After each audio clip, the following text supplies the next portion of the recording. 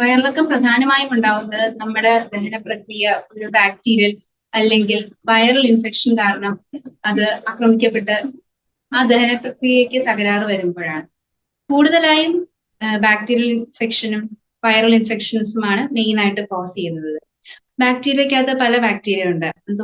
കൂടുതലും കോമൺ എന്ന് പറയുന്നത് ഈക്കോളയാണ്. വൈറസിനകത്ത് ഒരു റോട്ടാ വൈറസ് എന്ന് പറയുന്ന ഒരു വിഭാഗമാണ് മെയിൻ ആയിട്ടും കൂടുതലായിട്ടും ഉണ്ടാക്കുന്നത്. അതുപോലെ തന്നെ പാരസൈറ്റ് എന്ന് പറയും. ആ രീതിയിലുള്ള രോഗാണുക്കളുടെ ഇൻഫെക്ഷൻ ഉണ്ടെങ്കിലും നമുക്ക് വയറിളക്കം വരാം. കുട്ടികളിൽ വയറിളക്കം ചിലപ്പോൾ വയറിളക്കമായിട്ട് തന്നെ ആയിരിക്കില്ല പ്രയാസം തുടങ്ങുന്നത്.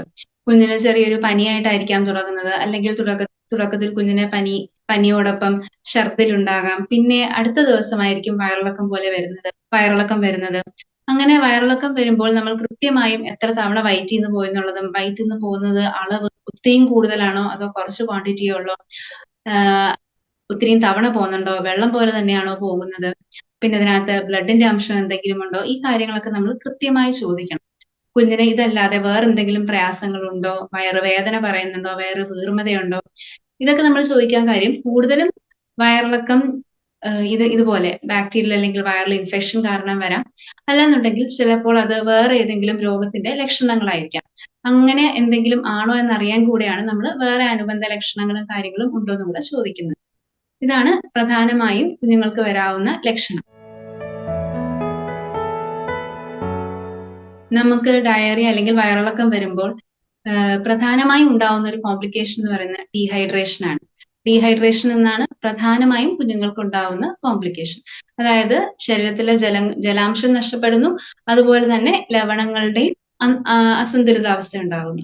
അതാണ് പ്രധാനമായും ഉണ്ടാകുന്ന കോംപ്ലിക്കേഷൻ എന്ന് പറയുന്നത്. അത് ചില കുട്ടികൾക്ക് വളരെ ചെറിയ അളവിലായിരിക്കും, ചിലർക്ക് കുറച്ചും കൂടെ ഒരു സിവിയർ ആയിട്ടുള്ളതായിരിക്കും, ചിലർക്ക് നല്ല സിവിയർ ആയിട്ടുള്ള രീതിയിലും ഡീഹൈഡ്രേഷൻ ഉണ്ടാകാം. അപ്പൊ ഏതൊരു കുഞ്ഞിനാണെങ്കിലും വയറിളക്കം ഉണ്ടായി കഴിഞ്ഞാൽ ഒരു ഡോക്ടറിനെ കൺസൾട്ട് ചെയ്യാനും ഡോക്ടർ അവരെ എന്തൊക്കെ ശ്രദ്ധിക്കണമെന്ന് പറഞ്ഞു കൊടുക്കേണ്ടതും അത്യാവശ്യമാണ്. ശരീരത്തിൽ നിന്നും ജലാംശം നഷ്ടപ്പെടുകയും ലവണങ്ങളുടെ അസന്തുലിതാവസ്ഥയാണ് പ്രധാനമായും ഉണ്ടാകുന്ന കോംപ്ലിക്കേഷൻസ്. കുട്ടികളുടെ വയറിളക്കത്തിന് ചികിത്സ പ്രധാനമായും ഉള്ള ചികിത്സ നമ്മൾക്ക് ഈ നഷ്ടപ്പെട്ട ജലവും ലവണങ്ങളുടെ അസന്തുലിതാവസ്ഥ എന്നുള്ളത് തിരിച്ച് റീസ്റ്റോർ ചെയ്യാന്നുള്ളതാണ്. അപ്പൊ പ്രധാനമായും നമ്മൾ ഈ ORS എന്നൊരു ലായനിയാണ് ഇതിന്റെ ചികിത്സയ്ക്കായിട്ട് ഉപയോഗിക്കുന്നത്. ORS എന്ന ലായനി നമ്മൾ കൊടുക്കുന്നത് കുഞ്ഞുങ്ങളുടെ ഒരു എത്രത്തോളം ഡീഹൈഡ്രേഷൻ കുഞ്ഞുങ്ങൾക്കുണ്ട് അതിന്റെ ഒരു ബേസിസിലാണ് നമ്മൾ അത് ORS എന്നുള്ള ലായനി എത്ര ഡോസിലാണ് കുഞ്ഞുങ്ങൾക്ക് കൊടുക്കേണ്ടത് എന്ന് നിർദ്ദേശിക്കുന്നത്. അതായത് വളരെ ഒരു വയസ്സുള്ള 10 കിലോ ഉള്ള കുട്ടി, വലിയ ഡീഹൈഡ്രേഷൻ ഒന്നുമില്ല, ആക്റ്റീവായിട്ടിരിക്കുന്ന ഒരു കുഞ്ഞാണ്, വായിക്കൂടെ ഭക്ഷണമൊക്കെ എടുക്കുന്ന കുഞ്ഞാണ്, നന്നായിട്ട് യൂറിനൊക്കെ പോകുന്ന ഒരു കുഞ്ഞാണെന്നുണ്ടെങ്കിൽ നമ്മൾ ആ കുഞ്ഞിനെ ഓരോ തവണ വയറ്റിൽ പോകുന്നതിനനുസരിച്ച് ഒരു 100 ml സിപ്പായിട്ട് പതുക്കെ കുടിപ്പിക്കാനായിട്ട്. പക്ഷെ കുറച്ചും കൂടെ അത്യാവശ്യം ഡീഹൈഡ്രേഷൻ, അതായത് കുഞ്ഞിന്റെ കണ്ണൊക്കെ ഒത്തിരി കുറച്ച് കുഴിഞ്ഞിരിക്കുകയാണ്, കുഞ്ഞ് ദാഹം കൂടുതൽ കാണിക്കുന്നു, കുറച്ച് വാശിയായി തുടങ്ങി, ശരീരം കാണുമ്പോൾ വായൊക്കെ കുറച്ച് ഉണങ്ങിയിരിക്കുന്നു, മൂത്രമൊഴിക്കുന്നതിന്റെ അളവ് ചെറുതായിട്ട് കുറഞ്ഞു തുടങ്ങി, ഇത്രയൊക്കെ അവസ്ഥ വരുമ്പോൾ നമ്മൾ ആ കുഞ്ഞിന്റെ ഡീഹൈഡ്രേഷൻ കുറച്ചും കൂടെ കൂടി എന്നാണ് മനസ്സിലാക്കുന്നത്. അപ്പോൾ കുറച്ചും കൂടെ കൂടിയ അളവിൽ നമ്മൾ അവർ നിർദ്ദേശിക്കുന്നു. പിന്നെ ഒത്തിരിയും ഡീഹൈഡ്രേഷൻ സിവിയർ ആകുമ്പോൾ നമ്മൾ വായിൽ കൂടെയുള്ള ചികിത്സ മാത്രം മതിയാവില്ല, അതിന് കുഞ്ഞുങ്ങളെ അഡ്മിറ്റ് ചെയ്ത് ഹോസ്പിറ്റലിൽ തന്നെ പരിചരിക്കും. ആകെ നമുക്ക് കുഞ്ഞിനെ വീട്ടിൽ വിടാവുന്ന ഒരവസ്ഥ എന്ന് പറയുന്നത് കുഞ്ഞിന് തീരെ ഡീഹൈഡ്രേഷൻ ഇല്ലാത്ത ഒരവസ്ഥയിൽ മാത്രമാണ് കുഞ്ഞിന് വീട്ടിൽ പോയി അമ്മയെ അല്ലെങ്കിൽ ആരാണ് കുഞ്ഞിനെ നോക്കുന്നത് എന്ന് വെച്ചാൽ അവരെ നമ്മൾ നിർദ്ദേശങ്ങൾ പറഞ്ഞു കൊടുത്ത് എപ്പോൾ തിരികെ വരണം എന്ന് കൃത്യമായി പറഞ്ഞു കൊടുത്ത് വിടാനൊക്കുകയുള്ളൂ.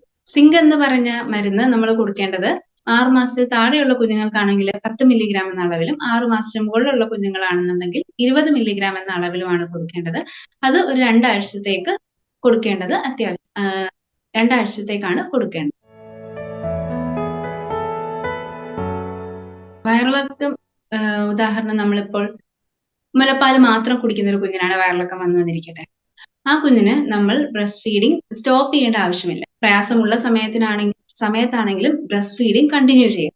ബ്രസ്റ്റ് ഫീഡിന് പുറമെ ഡോക്ടർ നിർദ്ദേശപ്രകാരം ORSഉം കുഞ്ഞിന് കൊടുക്കാവുന്നതാണ്.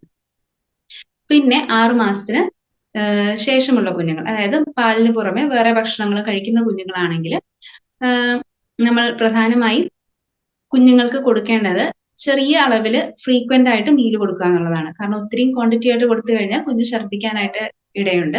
അപ്പൊ ചെറിയ അളവില് ഫ്രീക്വന്റ് ആയിട്ട് മീൽ കൊടുക്കുക എന്നുള്ളതാണ് ശ്രദ്ധിക്കേണ്ടത്.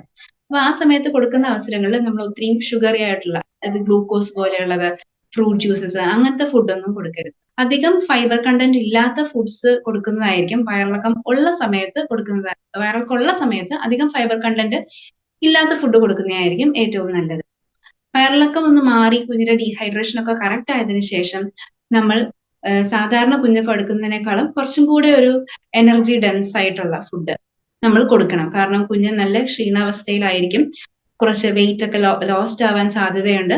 അപ്പൊ അതൊക്കെ ഒന്ന് റീഗെയിൻ ചെയ്യാനും ക്ഷീണാവസ്ഥ ഒന്ന് മാറാനായിട്ട് കുറച്ചും കൂടെ എനർജി ഡെൻസ് ആയിട്ടുള്ള ഫുഡ് കൊടുക്കണം. അതായത് നമുക്കിപ്പോൾ ഭക്ഷണം കൊടുക്കുന്നതിനകത്ത് നെയ്യോ എണ്ണയോ ഷുഗറോ ഒക്കെ ആഡ് ചെയ്ത് ആ സമയത്ത് നമുക്ക് കൊടുക്കാവുന്നതാണ്.